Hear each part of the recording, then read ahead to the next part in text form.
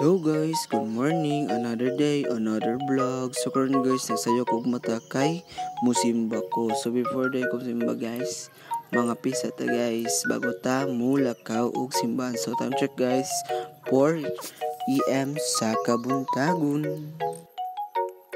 So dra guys, nagdali-dali ta guys, balag init ang gabi, basang dali-dali ko guys kay ang oras nagdali. So guys, palakaw na rin ko dra guys, time check na guys, 4:30 AM guys. Pero ngit-ngit pagyapon guys, anawa guys, saba kay mga manok guys.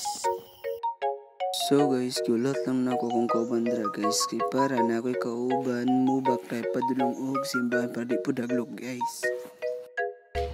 So guys, fast forward sa guys, nabot na rin yung bye-bye. So makita nyo guys, hayod na kayo guys. So dali lang rin yung naglakaw guys. So before that guys, muna akong kaubangan guys na makay sa kangit-ngiton.